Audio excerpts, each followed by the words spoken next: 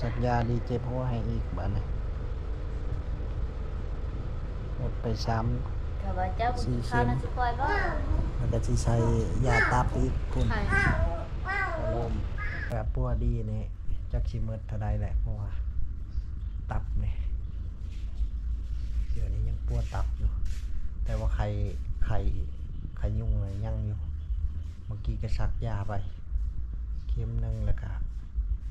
เช้าเจ็บหัวนี่เจ็บช่องข้างนี่เลยนะมื้อนี้ก็มีข่าวดีแล้วทุกคนเนี่ยก็ได้ปลด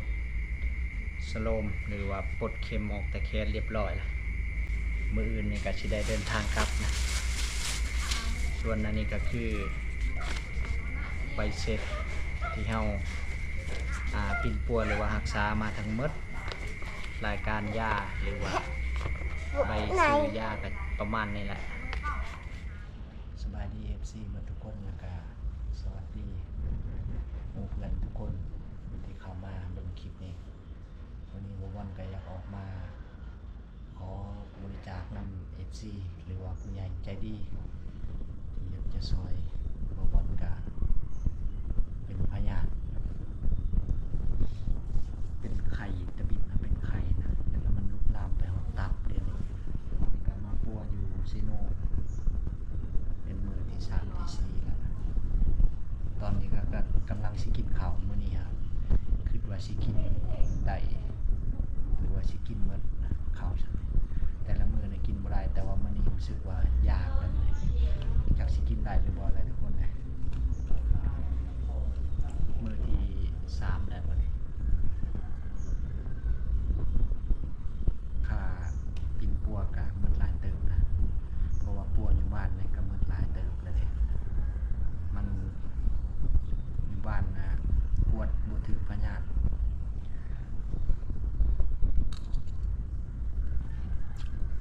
เดี๋ยวบ่วันสิอัปเดตอาการให้ FC เบิ่งภายในคลิปเดียวนี่แหละจนเมื่อเลยทุกคนความบ่เข้าใจ FC หลายๆเดี๋ยวบ่วันสิปาก QR Code ไว้ข้างๆนี้ให้ทุกคนได้เพื่อ FC อยากโอนนะสบายดี FC กันทุกคนนี่ก็ยังอยู่หมอพี่เดชทุกคนมาป่วยอยู่หมอตอนนี้อาการก็คือว่าหนักเติบอยู่เป็นไข้ยุ่งไล่ไข้เลือดออกอาการถามว่าเป็นหยังจังมันโบมาพี่เลยตั้งแต่ตะบิดนะเอาไปกวดอยู่คลินิกอยู่แถวบ้านนะว่าเป็นไข้เลือดเหนียวไข้เลือดเหนียวแล้วเฮาก็หมอก็จัดยาให้ไปกินบักหลายนึงยานะแล้วก็ใส่ชะโลมมันทุ่งหนึงก็ยังบ่เศร้ายังเจ็บหัวอยู่ก็คิดว่าเลือดมันบ่เยอะยังบ่จ้างเฮาก็เลยให้แพทย์หมอในบ้านมาใส่แล้วมันทุ่งหนึงก็รู้สึกว่าดีขึ้นแล้วก็เลยให้เพิ่นใส่ทุ่งที่2ให้มันดีขาดเลยใส่ทุ่งที่2เข้าไปแล้วก็ซักยาให้ก็รู้สึกว่าดีแล้วแต่ว่าต่อมายังบ่เศร้าเลยอาการมันกำเริบอีกก็คือว่าประมาณมื้อฤทธิ์ยาแล้วมันเจ็บไม่หัวนี่เพราะว่าคือว่าเป็นน้ำไข้เลือดเหนียวนี่แล้วอยู่มามื้อ2มื้อให้หมอแพทย์ประจำบ้านมาใส่ชะโลมให้หรือว่ามาซักยาให้เพิ่นจมบ่อยากมานะย้อนว่าถึกผีเฮ็ดบ่หรือใดๆของตาบ่เห็นนะแล้วก็ล่าสุดนะเอานอนกลางคืนนอนบ่ได้เลยเจ็บหัวแห้งหัวนี่คือจะแตกนะ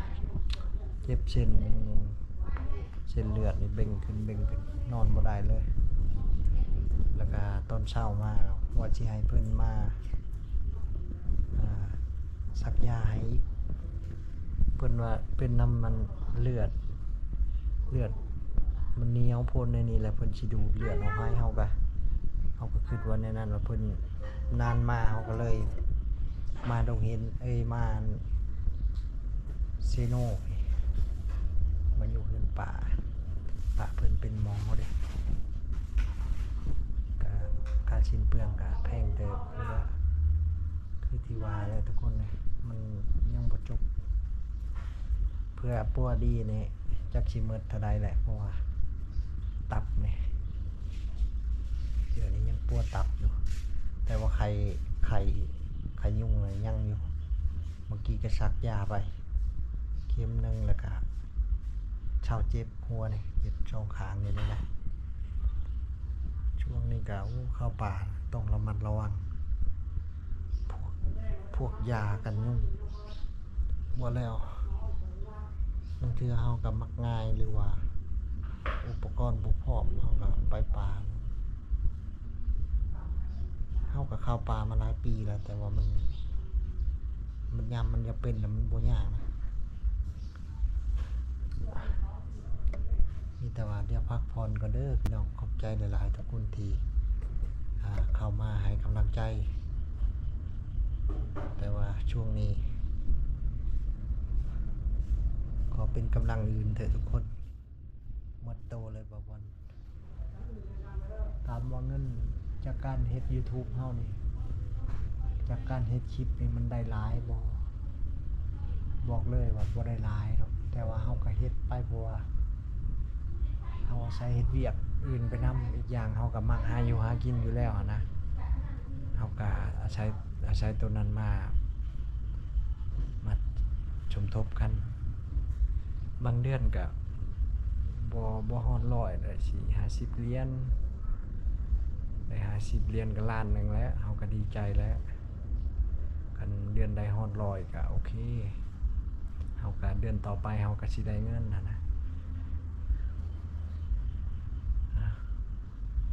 เฮาก็เฮ็ดเวียกเฮ็ดงานไปนำเฮาก็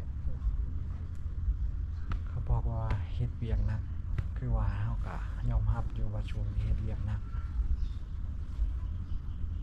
ปีนี้เฮ็ดเวียกหนักหลายปีนะเฮ็ดเวียกหลายอย่าง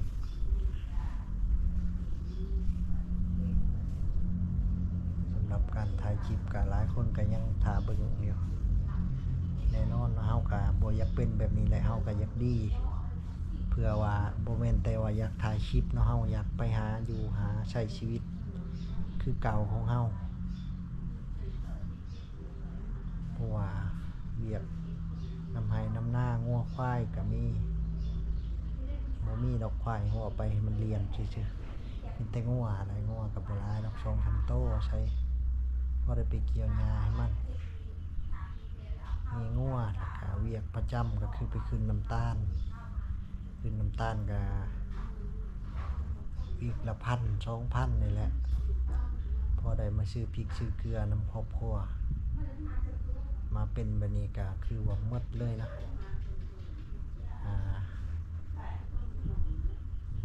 เงินที่สะสมมาคือมาโรงหมอนี่ก็รับยืมเงินกระเจ้ามาเพราะเฮาก็อ่านว่าถ้าเงินน้ำตาลออกนี่แล้วก็เงิน YouTube ออกนี่พอดีเฮาก็ใช้เลยว่ะแต่ว่าเงิน YouTube มันบ่ได้ออกแต่มันสิไปออกเดือนหน้าเพราะว่าหากะฮอดเดือนหลังมันบ่ฮอด100เด้มันครบ100เดือนนี้แล้วมันจะไปออกให้เดือนหน้าอีก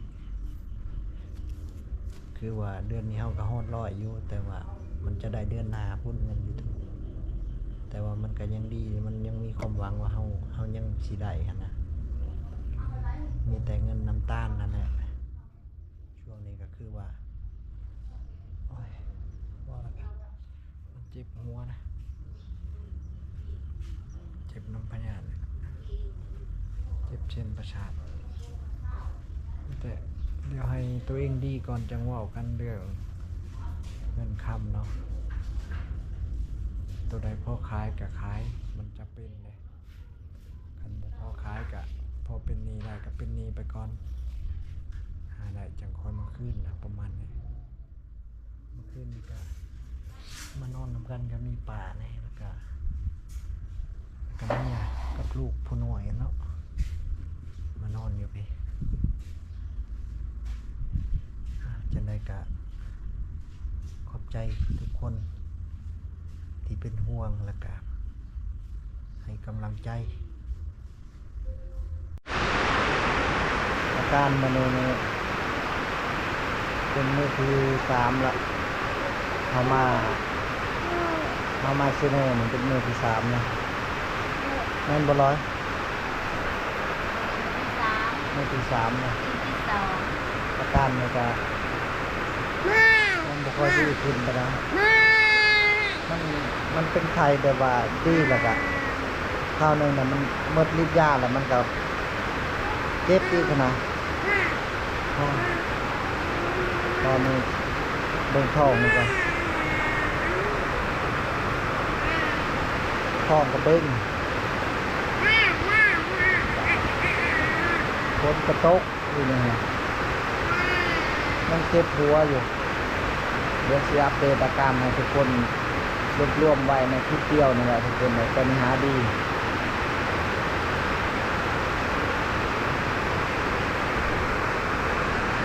บรรยากาศกัน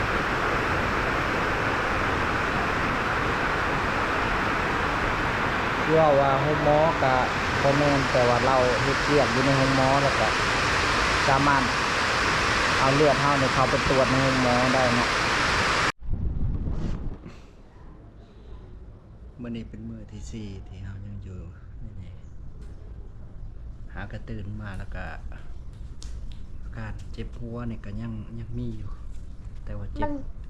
จ็บด้านหลังนี่ตื่นมาก็แม่บ้านเพิ่นเสิร์ฟข้าวไว้ทานเลยแต่ว่ายังบ่ได้กินมื้อนี้คือสิอาหารหลายในมื้อนี้ ได้โยกับได้ รู้สึกดีในเมื่อคืนนี้เจ็บหัวสิๆบ่ได้ใส่ยาบ่ได้หยังก็ เชิญ ตะบิดกระนอมบ่อยากหลับเจ็บหัวไปนอนมากก็หลับเฉยแจ้งเนี่ยจะน้อยเพิ่นมาใส่ยาอีกไปหาล้างหน้าล้างตาแล้วก็มากินข้าวพักผ่อนก่อนมันประมาณนี้ทุกคนนะเดี๋ยวสิอัปเดตให้เบิ่งอีกจะหน่อย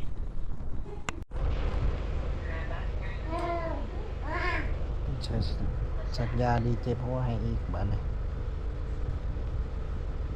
หมดไป3 ข้าพเจ้าบุญข้าวน่าสิคอยบ่ มันก็สิใช้ยาตับอีกพุ่น ใคร ลม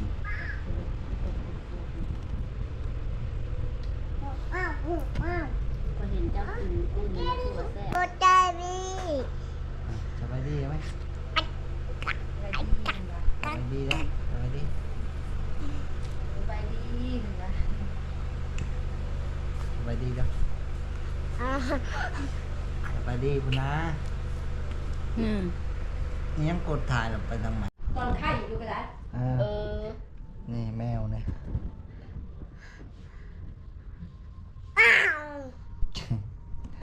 ยังมองแล้วนี่มึงเอาเนี่ยเริ่มดีแน่เลยเนี่ยขี่ควายและกันดีเลยกับขี่ควายแล้วกับอ้ายดิ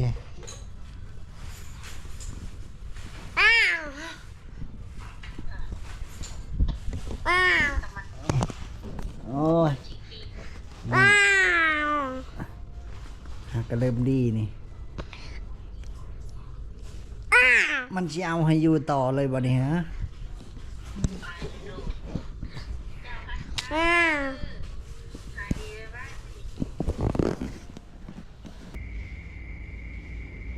วันนี้ก็มีข่าวดีแล้วทุกคนเนี่ยก็ได้ปลด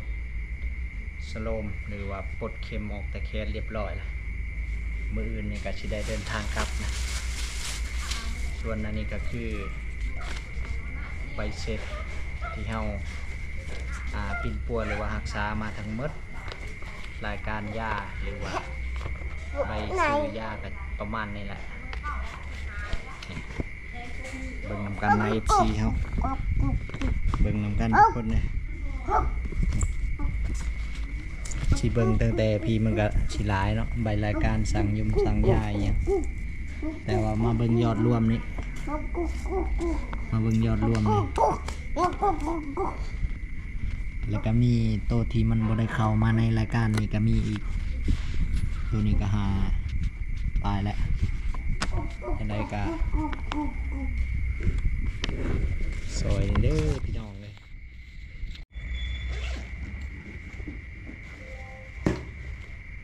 ซัมมโนนะนี่เฮ็ด YouTube หมดปีบ่มีเงินนี่ก็ยืมเงินเขานี่นะอันนี้เงินซอยมา1,000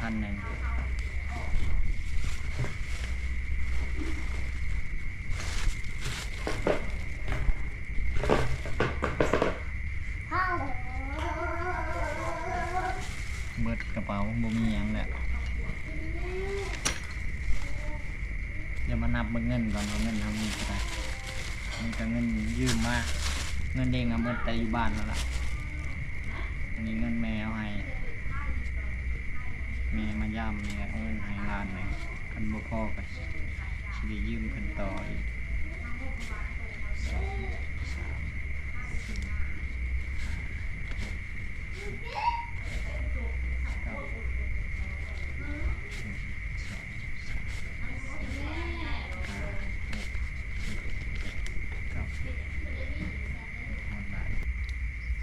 4 ล้าน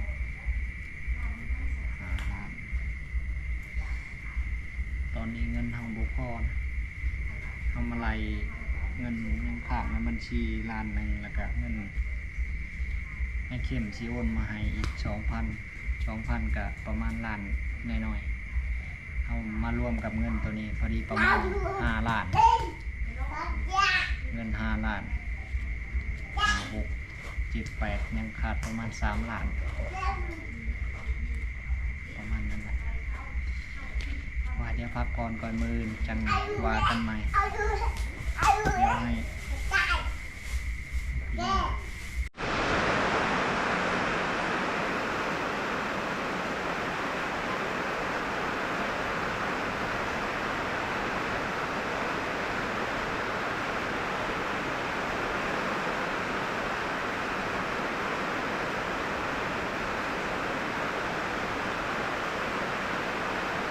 วันนี้ก็สิได้เดินทางกลับบ้านแล้วทุกคนตื่นมาตั้งแต่ที่หาโมงแต่เก็บเครื่องรถชายก็จะกลับบนรถตอนนี้แม่มีปัญหาเลยถ่ายเฮงบ่ได้ประมาณ8-9 วิแล้วมันก็ตัดไปนะ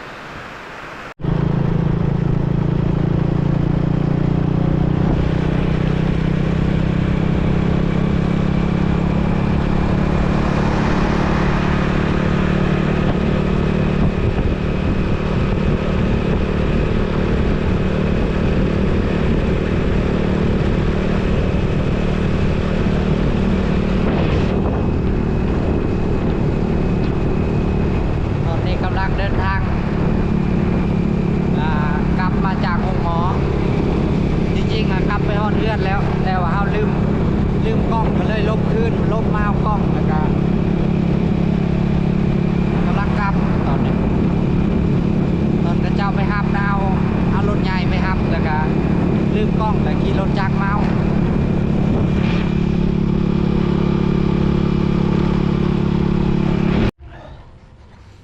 ตอนนี้บวรมาฮอดบ้านแล้วทุกคนนะพอดี5 โมงเดินทางขี่รถจักรมาบ่ไหวไปได้ก็ปวดหัววินหัวเล็กน้อยก็ลืมบ่น่าลืมเลยกล่องสร้างแบตไว้แล้วก็มาเลยหมดมาจนได้ลบไปเอาอีกจังได้ก็คลิปนี้วิดีโอนี้บวรก็ขอบใจ FC ที่เข้ามาติดตามแล้วก็ซอยเหลือหรือว่าเข้ามาให้กำลังใจคลิปนี้วิดีโอนี้ชิมอดไว้สำนีก่อนคลิปหน้าพุ่นแหละทุกคนจะได้ไปหาอยู่หากินกันหลายคนก็ยังท่าติดตามคลิปหาอยู่หากินคือเก่าหั่นแหละแต่ว่าเฮาช่วงนี้ก็ยังบ่สบายเบิ่งแขนก็ถือว่าลงไปหลายเติบจอยมอดไว้สำนีเด้อพี่น้องบ๊ายบาย